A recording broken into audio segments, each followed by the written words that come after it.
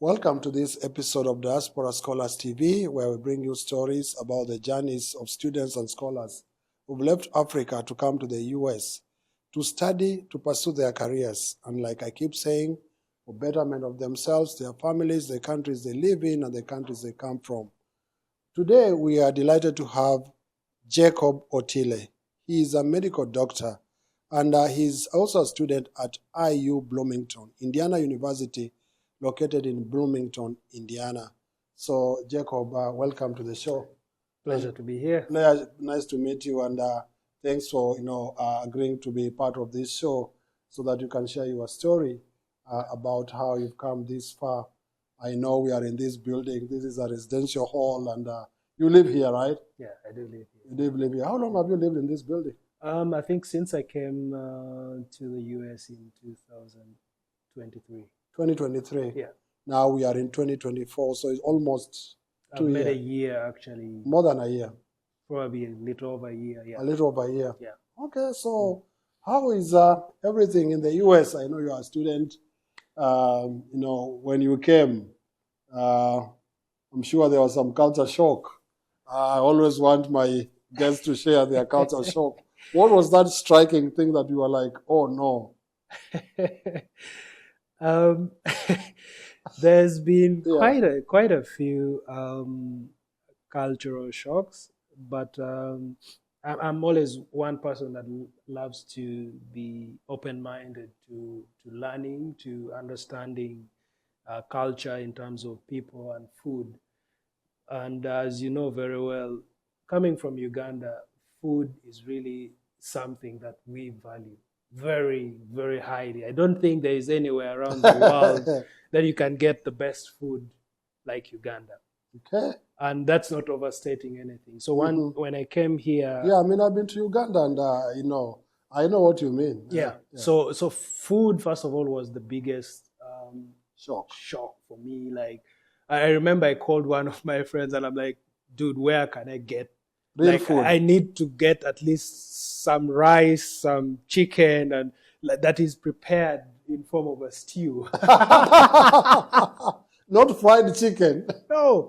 So he's like, okay, let me order for you something. I'll send it over to your place. So food was the first thing, and it still remained the same. And then did you find it too salty, too fatty?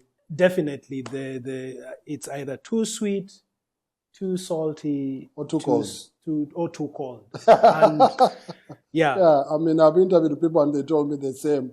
That the food is either too sweet, too salty, or too cold. Yep. So for me, that was the biggest one, of course. And then the other thing, of course, the dress code. Wow.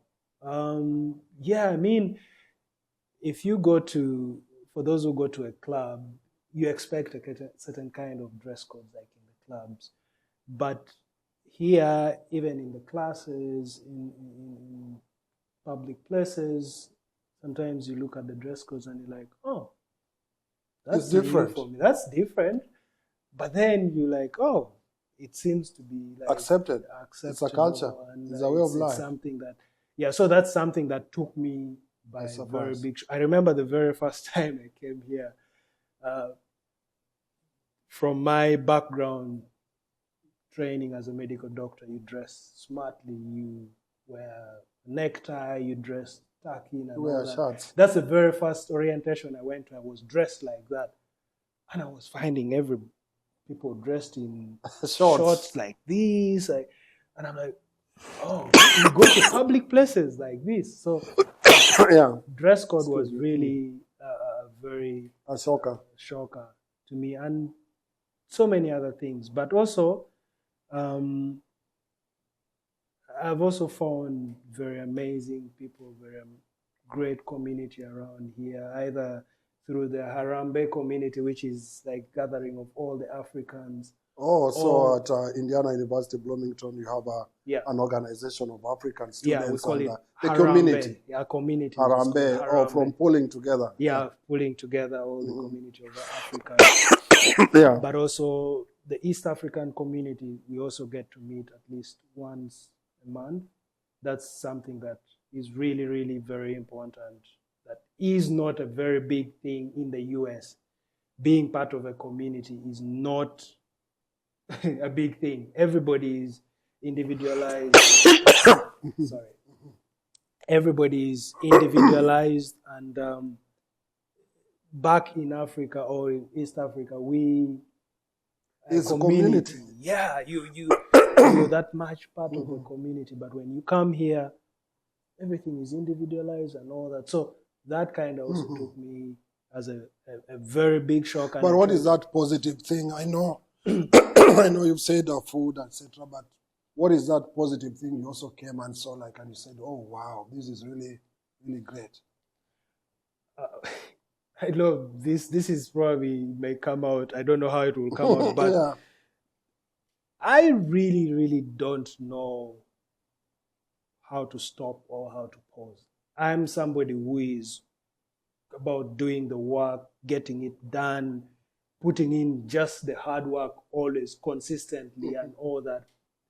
And that's one thing that I found here, like, this environment, if you want to just keep going, Oh my God, you'll burn out. You will burn out.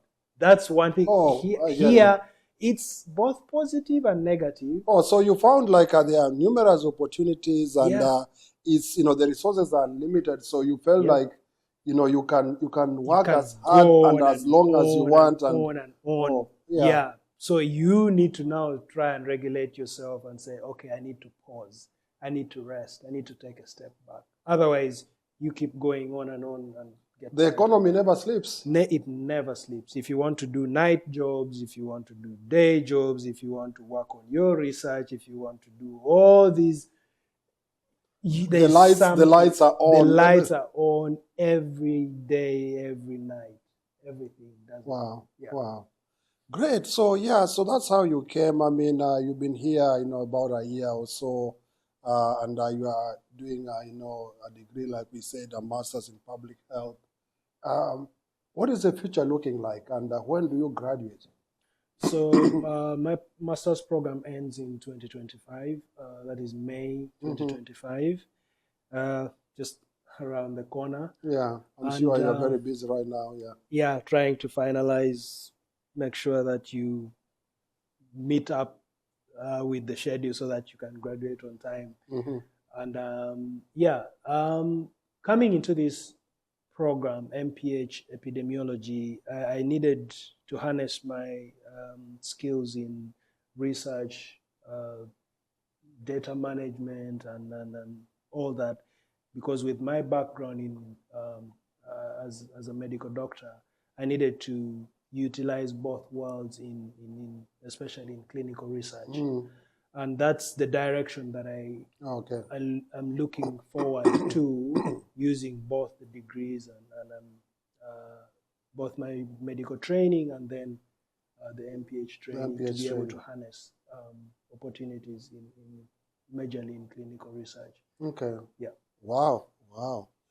Yeah. So it's quite been a long journey for you. I mean, growing up in northern Uganda, going to all those schools, changing schools, finally going to landing in Midland in Kampala, and excelling in that as well.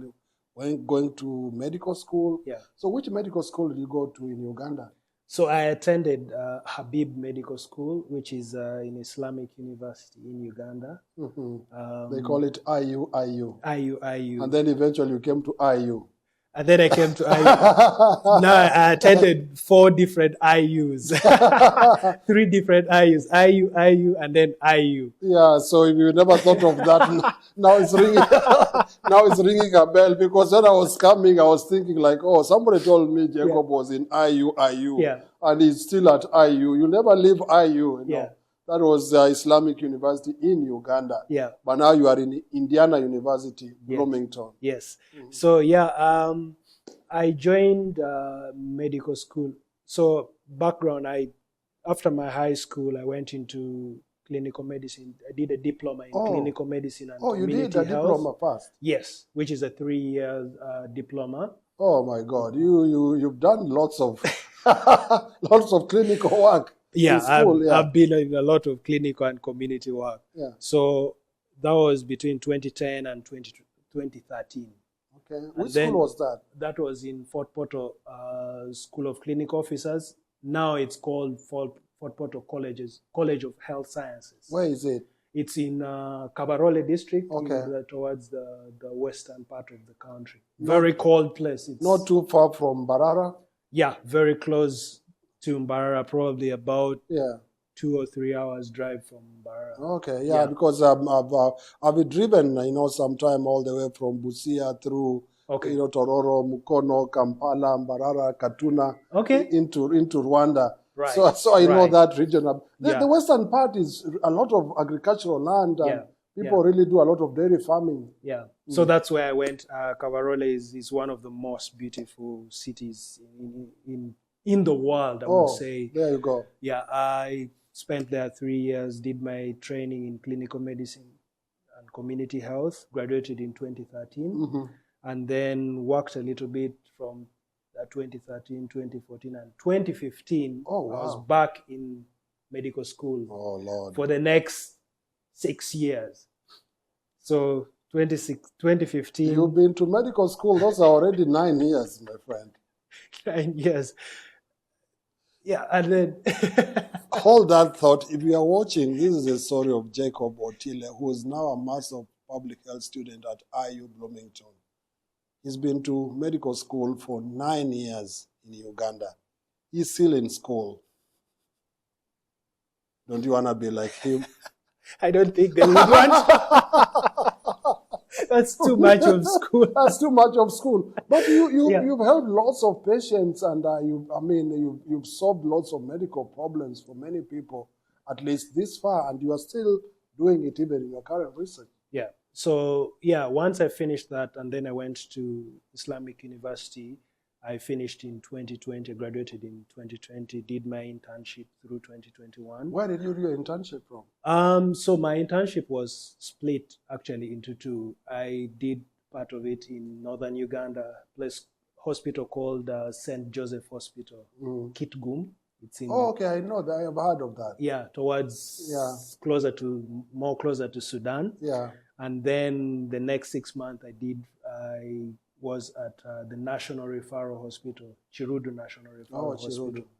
And that's where I did the remainder of my medical internship. And internship is part of getting you